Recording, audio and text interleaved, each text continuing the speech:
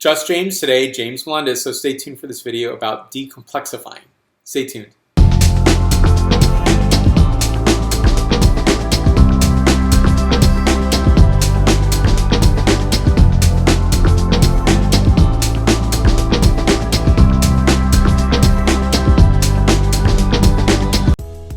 So decomplexifying, this is a really important subject for me, and I'll just talk about wine for just 1 second, so bear with me. If you're not interested in wine, you'll maybe understand the reason why I got into wine, and many reasons, obviously beyond the aesthetic and the very pleasing quality of wine. But ultimately, it's looking at the complexities of wine. Someone might say, well, wine is very simple, and it is. It's very simple to enjoy. It's very simple to find a beautiful wine to sit back and not think about. But ultimately, it's also about the complexities of wine. There's over 10,300 varieties that I've documented, and I think ultimately, getting to that, how do you get to, maybe not necessarily mastering the subject, but how do you get to the point of, bringing it to a reasonable understanding level. And this brings me to decomplexifying. I call it that simply because I don't believe in simplicity. If we say, let's work on simplification, well, what does that mean? It just means that you take from the complex and make simple, but I don't think that really exists, because simplification means a simple state is something that is a very initial state that can never be repeated. It's like going back in time. I can't go back in my time mobile and get to that simple state because it no longer exists. So what we can and realistically look forward to is making things less complex.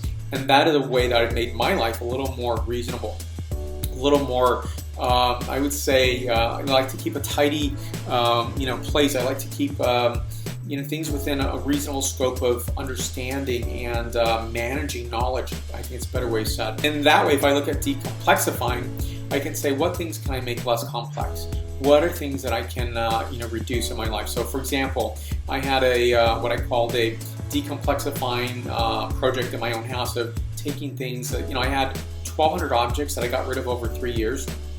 That's a great lesson, which was I don't miss any of those 1,200 objects, and in fact, it makes me feel really good that I don't have them, because I think I rustle around looking for really important things when I was actually rustling through things that were less important.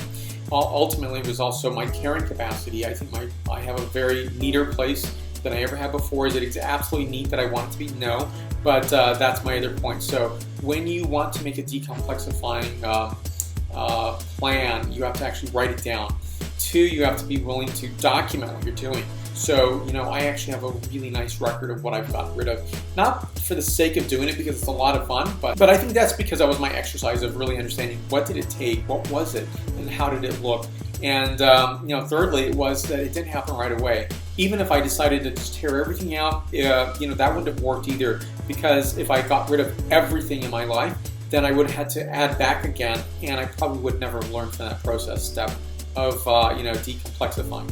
So I think that's the part about looking at decomplexifying. Also, be willing to adjust what you're doing. So you have a goal, a target goal, a written goal, but you also are willing to and should be willing to decomplexify so that you can make these reasonable adjustments. Thank you so much for watching me today. Stay tuned for more. I really hope that these are helpful tips for you. So please leave your questions or comments below. Subscribe to this channel, and many more helpful tips to come. So thank you for watching again today, and stay tuned for more. Salut.